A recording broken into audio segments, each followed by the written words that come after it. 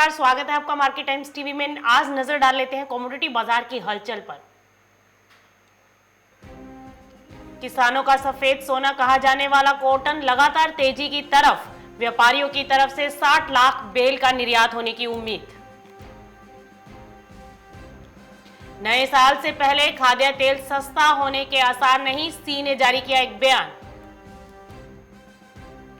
सूत्रों से मिली जानकारी के मुताबिक चाय चावल जैसे एग्रो प्रोडक्ट्स के एक्सपोर्ट्स को सरकार दे सकती है बड़ी सौगात। राजस्थान में कम बरसात से सरसों की बुआई हुई प्रभावित, आगे सरसों की बुआई कम होने की उम्मीद।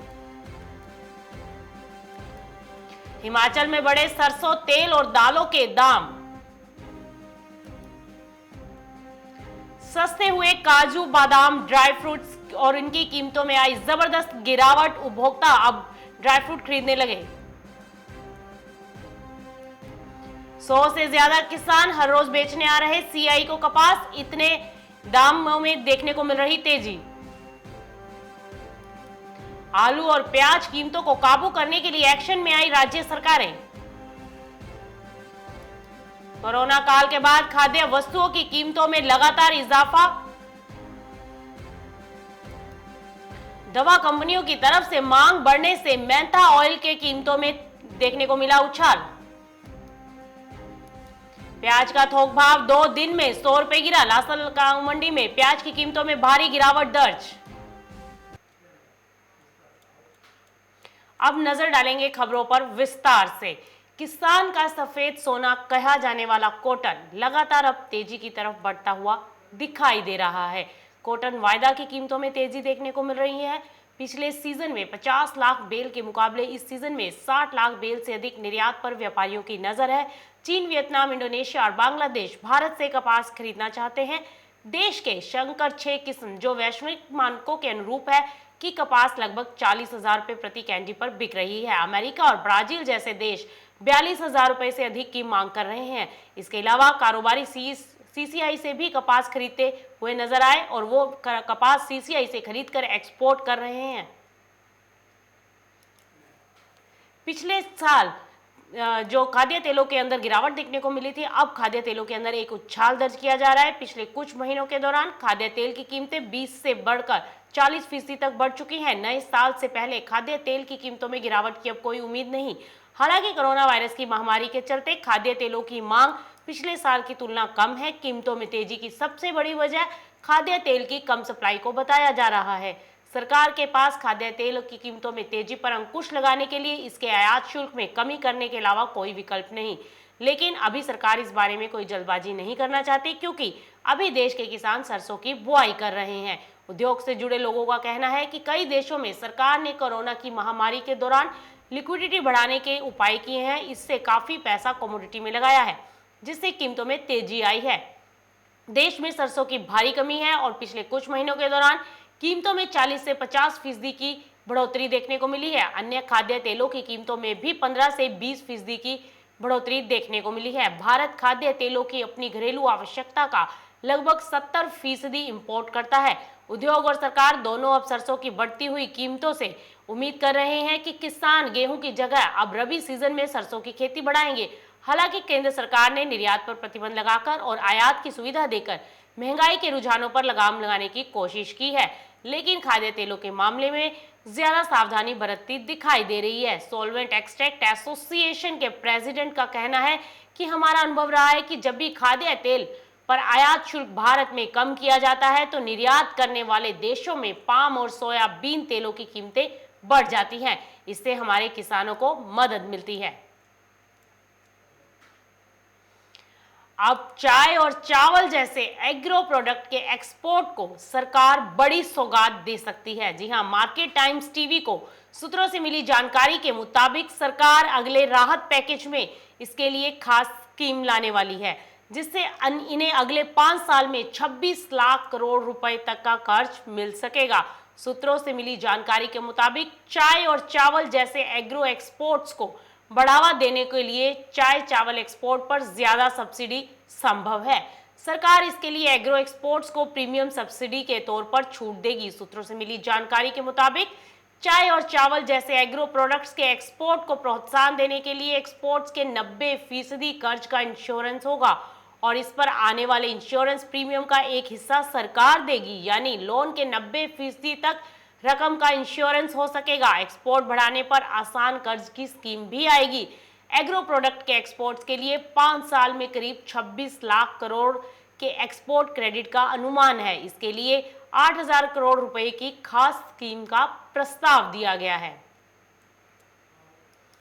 अलवर प्रदेश में इस साल कम बरसात होने से सरसों की बुआई प्रभावित हुई है। किसानों और कृषि विभागों को इंतजार है कि इस बार अगर मौसम अच्छा रहा तो आगे फसलों की बुआई जो है वो कम देखने को मिल सकती है। इस वर्ष अलवर जिले में सरसों की बुआई का लक्ष्य 2,75,000 हेक्टेयर निर्धारित किया गया था, लेकिन अभी तक 2,15,000 हेक्टेयर में ही इसकी बुआई हो पाई है। हिमाचल प्रदेश सरकार ने त्योहारी सीजन में करीब 11 लाख एपीएल कार्ड अधिकार धारक परिवारों को बड़ा झटका दिया है। आपको बता दें कि हिमाचल प्रदेश सरकार ने सरसों तेल सहित दालों के दाम बढ़ा दिए हैं। त्योहारी सीजन में उपभोक्ताओं को अब सरसों के तेल और दालों के लिए ज्यादा पैसे देने होंगे। हालांकि प्रदेश सरकार ने त्योहारी सीजन के चलते उपभोक्ताओं को 100 ग्राम चीनी और आधा किलो चावल अतिरिक्त देकर कुछ हद तक राहत पहुंचाई थी, परंतु अब तेल और दालों के बड़े दामों ने लोगों को बड़ा झटका दिया है। सरसों तेल 6 रुपए महंगा हो गया, यानी अब सरसों का तेल 103 रुपए प्रति लीटर मिलेगा।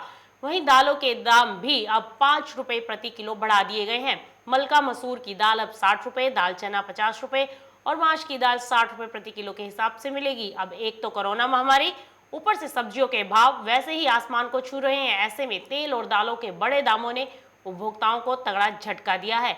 खाद्य आपूर्ति मंत्री राजेंद्र गर्ग ने इस खबर की पुष्टि की है। मध्य प्रदेश के इंदौर में बादाम, पिस्ता, औंधे मुंह गिर गए। अमीरों का चिलगोजा अब आम लोगों की पहुंच में आ चुका है। प्रदेश के सबसे बड़े होलसेल किराना बाजार सियागंज के व्यापारियों के मुताबिक ऐसा पहली बार हुआ है कि ड्राई फ्रूट सेहत के साथ जेब को भी सुकून पहुंचाते दिखाई दे रहे हैं। आम लोग भी संशय में है कि वे तेल और आटे दाल की महंगाई को कोसे या फिर सस्ते हुए सूखे मेवों की कीमत देकर मुस्कुराएं। 5 से 20% ड्राई फ्रूट्स पिछली दिवाली के मुकाबले सस्ते हो चुके हैं। हरियाणा के जींद की उचाना में शुरू हुई सीसीआई की खरीद किसानों के लिए फायदेमंद साबित हो रही है। यहां पर एमएसपी रेट किसानों को मिल रहे हैं।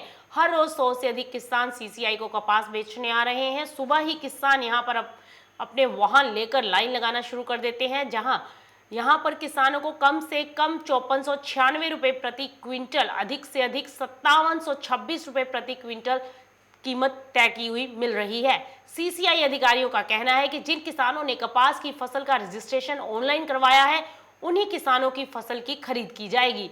8 से 12% तक नमी वाली कपास की ही खरीद होगी और 8% से 12% तक नमी के अलग अलग भाव किसानों को कपास के मिलेंगे। 8% तक नमी होने पर 5725 रुपए प्रति क्विंटल और 9% 5667 रुपए प्रति क्विंटल। 10% तक नमी वाली कपास के 5610 रुपए प्रति क्विंटल मिलेंगे। वहीं 11% नमी वाली कपास के 5553 रुपए प्रति क्विंटल, जबकि 12% तक नमी वाली कपास के 5496 रुपए प्रति क्विंटल के भाव किसानों को मिलेंगे।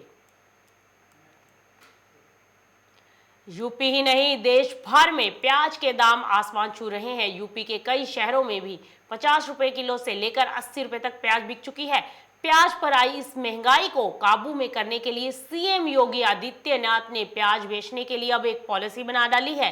पॉलिसी के तहत कुछ दिन स्टॉक की छूट है और उसके बाद फिर नियमों के अनुसार प्याज का स्टॉक रखना होगा। अगर कोई कारोबारी ऐसा नहीं करता है तो उसके खिलाफ कार्यवाही की जाएगी। इसके अलावा सहकारी नेफेड ने 20 नवंबर तक 15,000 टन लाल प्याज की सप्लाई के लिए शनिवार को आयातकों से बोलियां आमंत्रित की थी। आयातक अपनी बोलियां 4 नवंबर तक जमा कर सकते थे और देश में प्याज की बढ़ती कीमतों पर अंकुश लगाने और घरेलू बाजार में इसकी उपलब्धता बढ़ाने के लिए नाफेड ने यह टेंडर निकाला था। नाफेड सरकार के कहने पर प्याज का बफर स्टॉक रखता है, लेकिन अब वो धीरे धीरे खत्म होता दिखाई दे रहा है। कोरोना काल के बाद खाद्य वस्तुओं की कीमतों में इजाफा देखने को मिल रहा है। इस साल अब तक सरसों तेल 50 से 60 रुपए प्रति लीटर और रिफाइंड सोयाबीन तेल 40 रुपए लीटर तक महंगा हो चुका है। पिछले 15 दिनों में ही सरसों तेल 25 रुपए और रिफाइंड तेल 15 रुपए लीटर तक महंगा हो गया है।